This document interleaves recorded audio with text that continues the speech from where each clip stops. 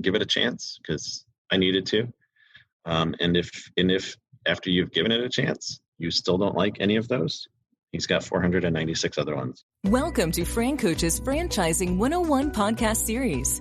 Here we talk about all things franchising. What is it all about? Is it for you? How do you find the best one to own? And so much more.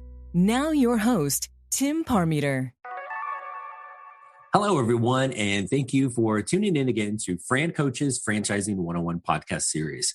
I am Tim Parmeter, founder and CEO of Francoach, and your podcast host.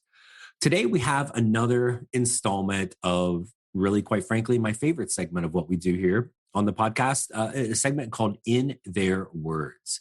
And in this segment, we're going to hear directly from a Francoach client, someone who has worked with us and now become a franchise owner. We're going to talk about their backgrounds, what led them to consider franchise ownership, kind of how the process went with the Francoach team, a little bit about what franchise they chose, how it's gone so far, and let's be honest, probably a lot more. Thus, the reason why we cleverly titled this segment In Their Words. Today's guest connected with the Francoach team while actively looking for a new corporate position, not unlike a lot of folks we work with. A few months later, from beginning to look at this, all of a sudden the job search had ended. He had become a new franchise owner, and if that's not enough, also will be relocating to a brand new state to launch his business. So clearly, we have a bunch to talk to you about. Before we tell you that story, we have to tell you this one, of course. Who is Francoach? And Francoach is a national search firm dedicated to working with individuals who are interested in owning a franchise. We are partnered with well over 500 of the top franchisors in the country, spanning nearly 60 industries. Our goal is to help our clients find the absolute best franchise for them to own. And the goal of the Franchising 101 podcast series is to help educate people on all aspects of franchise ownership. All right, so that's us. Now let's get to the good stuff. Joining us today is Mr. Scott Kogut. Scott is a brand spanking new owner of Senior Helpers, and making the transition. You're officially like a snowbird going from Chicago down to Florida. So, Scott, thanks for joining us today. How you doing? Sure, Tim. Yeah, I'm doing well. Thank you. Happy to be here. Happy to talk to you. Talk to you this in my own words. Yeah, wonderful plug on the name of the segment. So thank you for that. I got a bunch of questions. As you know, if I'm good at anything in the world, it's asking questions. And so we'll get rolling with this. But start with just give us a scoop on you, man. Give a little bit of the background on you. Kind of who the heck is Scott? Sure. So as you said, well, I guess not as you said, but a little info about me. So corporate world, yes, was looking for a corporate job when I kind of ran across this opportunity, but have been in the financial services industry in operations roles, most of which were operations management. I'd say mid-level operations management. So think trading of an instrument, not stocks, but in this case, it was derivatives. And all of the things that happen in the background after a trade is done is what I've always dealt with. And I guess my background is managing processes and people for about 25 years in that industry. Okay. Very, very, very cool. What the heck is a derivative? A derivative is a product that's based on something else. It's derived from. So a corn future is a contract that gets traded on the Chicago Board of Trade, as an example. 50 bushels of corn equals one futures contract. So it's literally an obligation to buy or sell that physical product, in that case at least, in the future. So if you buy at this point, it's July, so September corn might be trading right now. So someone might go into the market and want to buy September corn with the intention of either selling that prior to that product expiring, that contract expiring, or to hold it till expiry and with the intent of taking that physical delivery of those 50 bushels. Suddenly the movie Trading Places now makes sense. Exactly. Part of the market on OJ. Which is for anyone under the age of 50, please Google that reference. So when the combined age of the podcast talkers today exceeds 3 digits, so we need to go back to the Google machine for Trading Places. Indeed. So well, cool. VHS, So maybe. Who knows? right. Why is the VCR flashing 12? So and also Google the VCR, kids. So what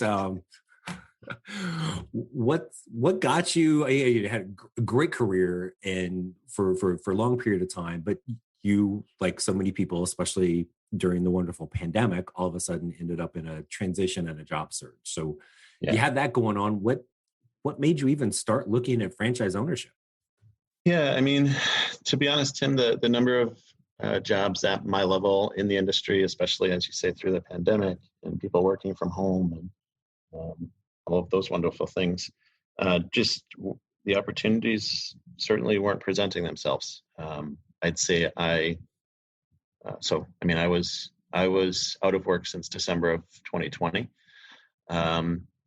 I think it was probably February or March by the time you and I touched base. Might have been sooner. I don't recall exactly, but I'm pretty certain one of the jobs I applied for kind of led me to to you. And then you reached out, asked if it was something I would consider, that franchise ownership. And I said, sure, why the hell not? Like, I'll listen to it. I'll have a conversation and see where it goes. Certainly, I'd say it was pretty cynical to start, but here I am today. So, which is probably an understatement. And you were, I just look back. It was February 9th when okay. you and I had our first conversation, and yeah, and I like, and I don't know, this is an accurate like characterization of this is kind of on our first conversation. I'm like, dude's just bored and like wanted to have the conversation, right? And I maybe I'm a little too like kind of cynical with that too, but it was like you've been in a position where you've been obviously managing people, managing processes, running a chunk of somebody else's business, and you work for some pretty big entities, right? And so the skill set was there and something that had crossed your mind. But, if you were still rolling along in your career, we probably wouldn't have had that conversation.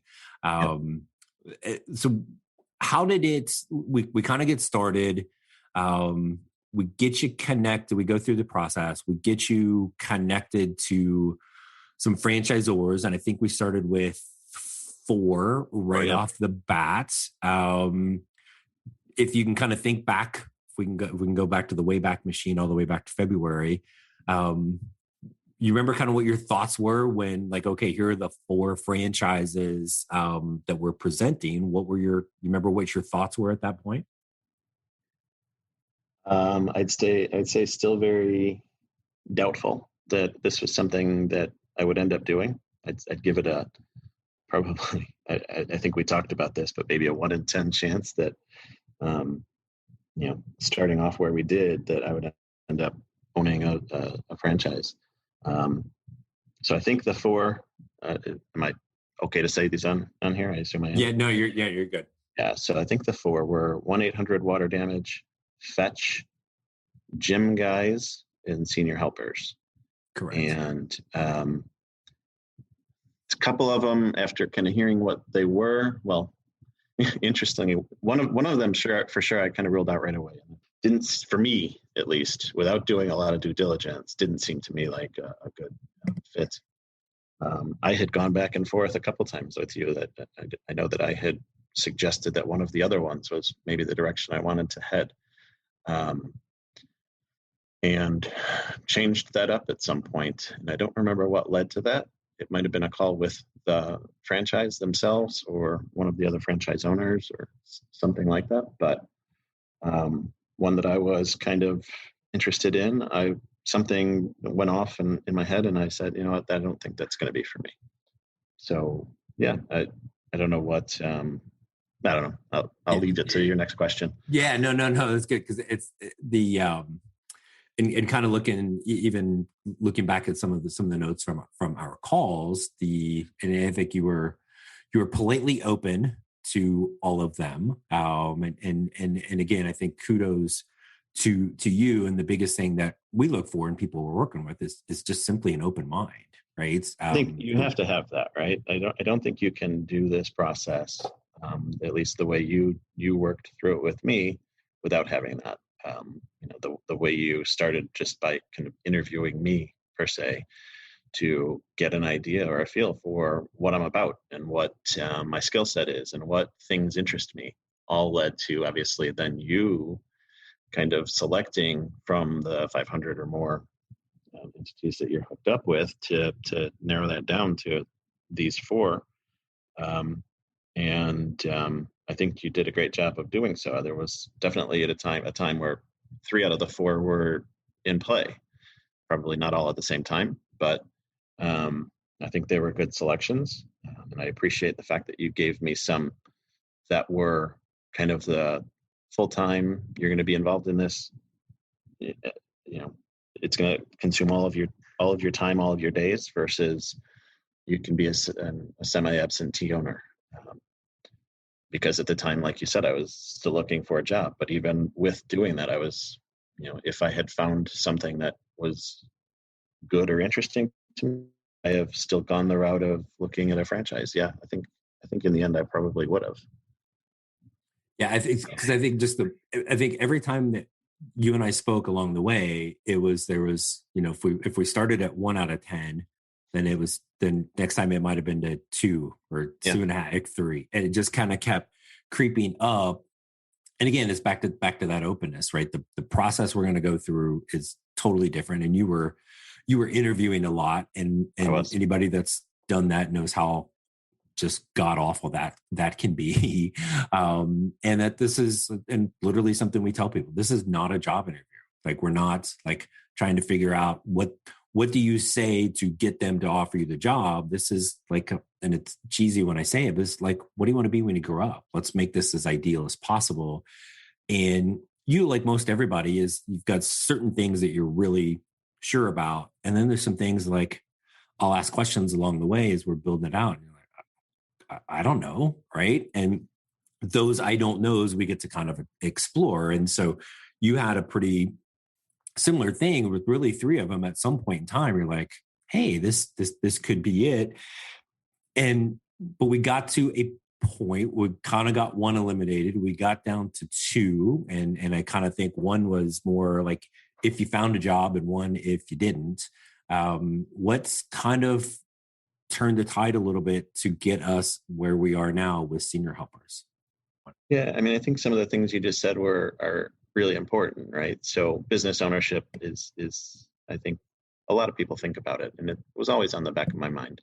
But then what directed me to senior helpers, I've had some family things with kind of relate to home care that senior helpers provide. So my grandmother growing up, my mom's mom had MS, multiple sclerosis. Basically, I don't remember her ever walking without a walker, and just progressively, that disease kind of takes over your muscular development and your ability to walk, stand up, move, use your extremities.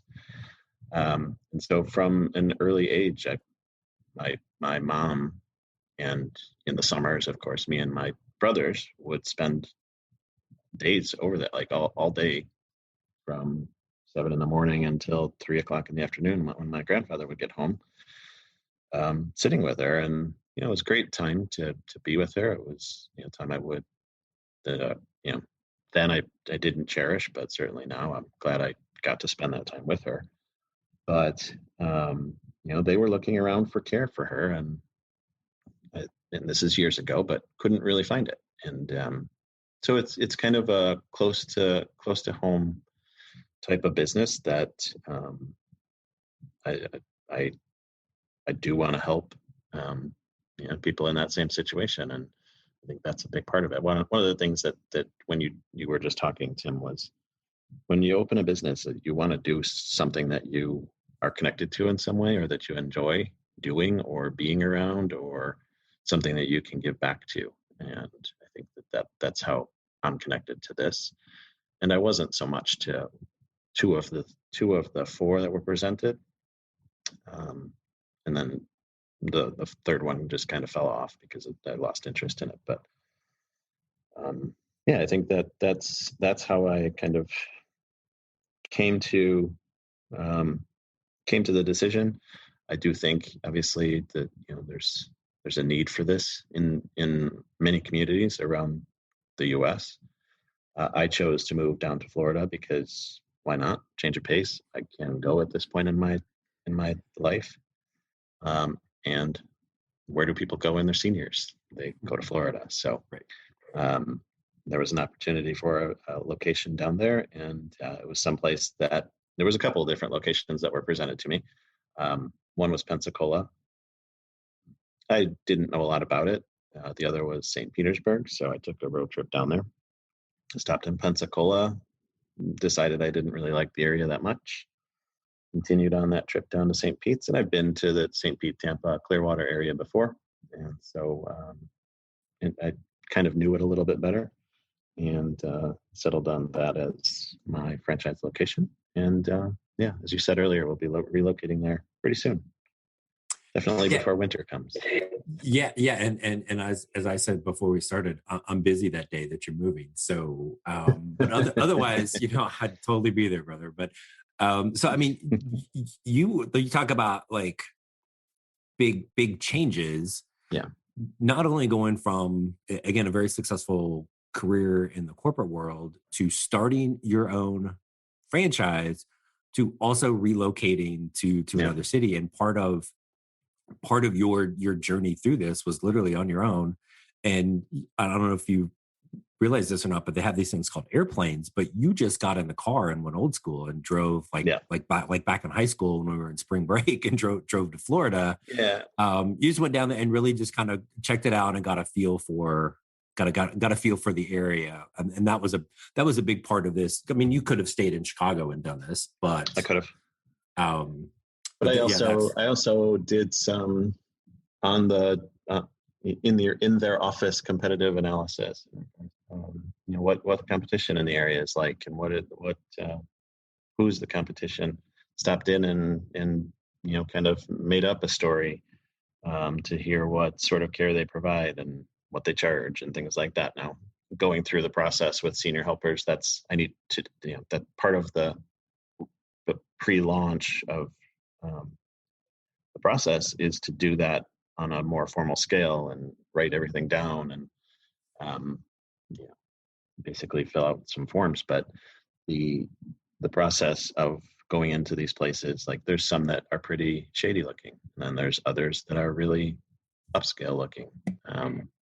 So it gives you a sense of, for me at least, it gave me a sense of, okay, like who am I up against if I choose to do this in this area, and what are my chances for success? And obviously I moved forward with it. So, and also just being comfortable. I mean, again, comfortable where you're living too. Yeah. Right? I mean, you said that to me a couple of times. Like, one of the most important things is going to be make sure you want to live in the place you choose to move to. And I think that was good advice. Yeah. Well, and there's nothing wrong with Pensacola per se, but you grew up, you've been in Chicago, all my life. Suburbs, whatever, and you're literally in downtown Chicago right now, right? And that would have been not that you couldn't have done it, but still having the kind of the city side of things, you're still going to have in that Tampa St. Pete market. And and you and I've talked about this a lot. I'm a part-time resident of that area, as my fiance lives there. So I go back and forth between Arizona and Florida. I'm like a dual snowbird, but it's her comment with that area is like, it's having heaven's waiting room. Because, and the snowbird thing is real, but I'm telling you what, like they're not leaving all that much either. So you're going to have a humongous market down there. And again, just, yeah, I'm pretty sure if we talk in, I don't know, like December or January, you're going to be giddy that you're living down there and not in the Windy City, right? So, Yep. it's a Just very need cool. to make it through hurricane season, but from what I understand, that area doesn't really get hit directly. So Yeah, no, and I'm the weird one that wants to. I haven't been able to make this happen over the last couple of years yet. Like, I want to actually be there when there is you one. want to experience it. Yeah, just to experience it. Right. You grew up in the Midwest with the good old thunderstorms and tornadoes, and now in Arizona with the monsoon. I might as well hit the rain trifecta and see what see what that's all about. But what's I guess as you got towards the end with senior helpers and the last piece of the process with any franchises, the discovery day or some, you'll hear terms interchangeable, but discovery day or meet the team day, where you are basically having a complete day with everybody within the franchise. So maybe kind of share with folks a little bit of like what that day was like, and you still did it virtual, but what that day was like, and kind of how that really impacted kind of this process. Sure. So yeah, I mean, as you said, I did it virtually, and normally it is done in person. So I guess good and bad, I didn't have to fly out to Maryland in this case to go to it, but got to do it in the comfort of my own home. Yeah, it is, as you said, you're meeting all of the kind of corporate people who run the business side of it, the franchise as the franchisor. Prior to that, I'd been dealing with just one person at the company, and then he did direct me to some franchise owners to have frank discussions with them. And that was a big part of the decision as well.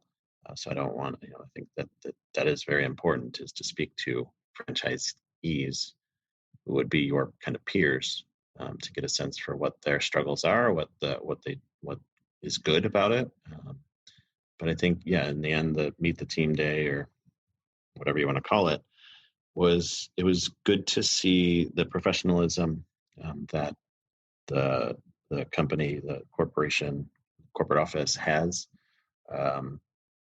Everybody I spoke to was very involved and very knowledgeable about what their roles were, and about the company and the industry as a whole.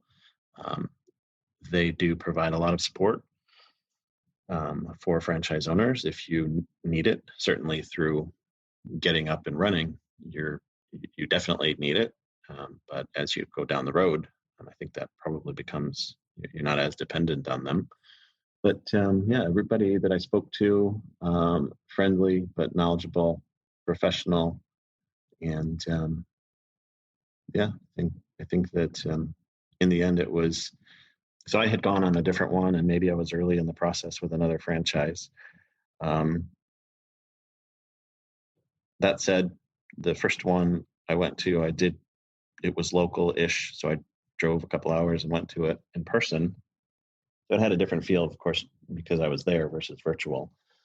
But I didn't get as much of a sense of the professionalism and the kind of willingness to answer some difficult questions that were asked by myself or others in the group.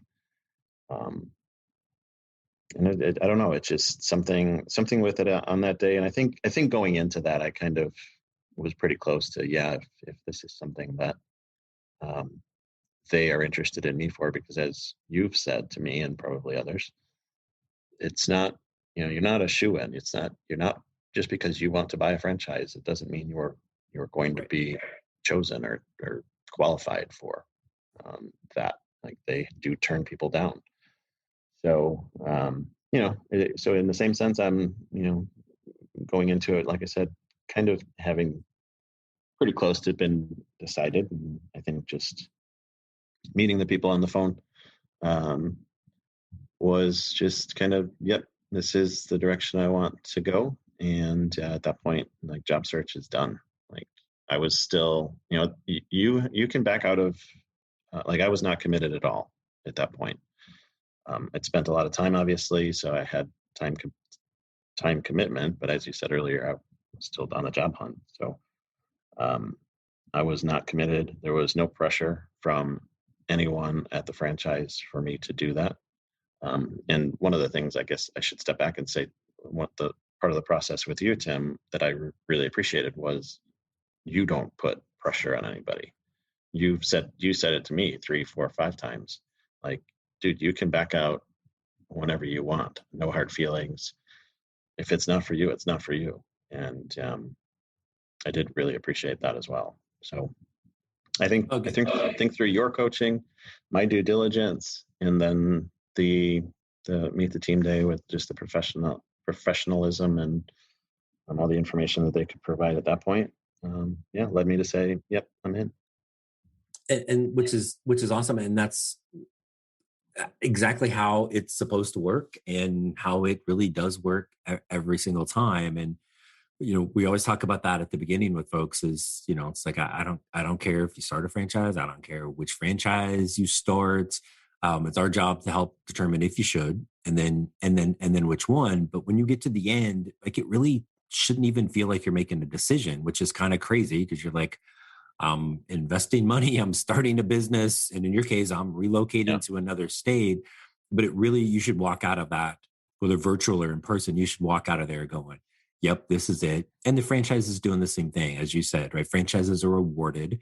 It's supposed to be that mutual thing, which is what ultimately what happened in the end. So, which is fantastic. And Scott, I appreciate you spending the time and talking with us today. And I want to kind of fire one more thing at you, and then we'll let you get on to packing the boxes and getting ready to relocate. But having gone through this experience and kind of process and journey with looking at franchises,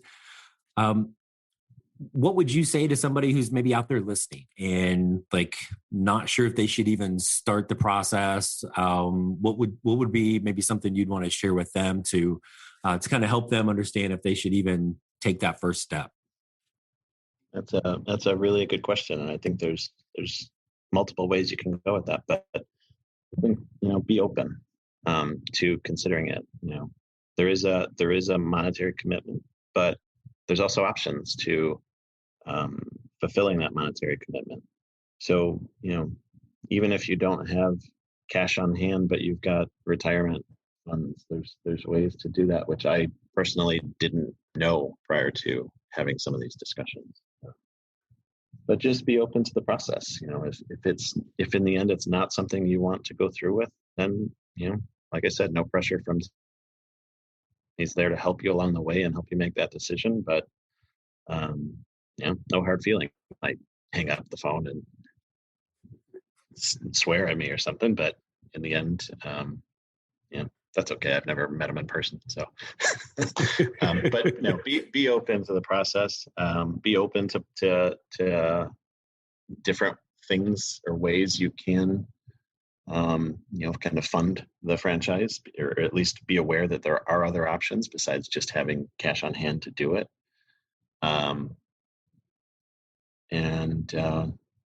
I think, like I said, Tim's been a great coach, so I think it's an appropriate name for the Tim's business is Francoach, because he is there to help coach you along the way, and like answer any questions he can. So I guess we said it 4 times, but be open to the process. And look, if he presents franchises to you and you're like, I don't understand this, give it a chance, because I needed to. And if after you've given it a chance, you still don't like any of those, he's got 496 other ones you can talk to him about, and maybe one of those will be a better fit. Look at the financial services guy busting out some math. I like it. No, it is. I appreciate that, because it is the most important thing is an open mind. And it's rarely the franchise people think. It's rarely the industry they've been in that ultimately becomes the best fit. And I always say, I mean this in the best possible way, but I don't care. It's our job to find that match. And you mentioned the funding stuff. And part of the process is connecting folks with our funding partners. And you had worked with the wonderful Tara Thomas over at Fran Fund for retirement rollover, which, like you mentioned, I'm telling you, 99 out of 100 people have no idea that even exists. Can be a fantastic way to make that happen, but there's several others as well. So that's good stuff, man. Scott, thank you so much. Wish you the best of luck, and we'll be part-time neighbors here soon. So maybe you'll get that wonderful opportunity. We'll connect down there, and we'll try to see what we can do, especially with some local presence helping you out once you're up and running. So definitely make sure we connect right when you're ready to open the doors, and we wish you the best of luck. So thanks for joining us. Sounds good, Tim. Thanks for having me. And for all of our loyal podcast listeners, we hope you find the Franchising 101 series to continue to provide insight into the amazing possibilities that can be achieved as a franchise owner. If you haven't already, please feel free to make sure you subscribe or follow us wherever you listen to your podcasts so you never miss an episode. Also, check out our franchising podcast website, literally franchising101podcast.net. Every episode, all sorts of great things are there as well. And lastly, if you would like to learn more, if you have an open mind and want to explore this and see if becoming a franchise owner is the path for you, let's schedule a brief introductory call. Click the link in your podcast window, or again, franchising101podcast.net.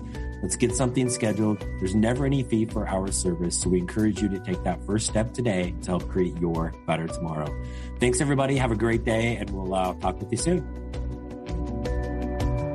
Thanks for listening to Francoach's Franchising 101 podcast, where our ultimate goal is to help educate you on all things franchising so you can create your better tomorrow.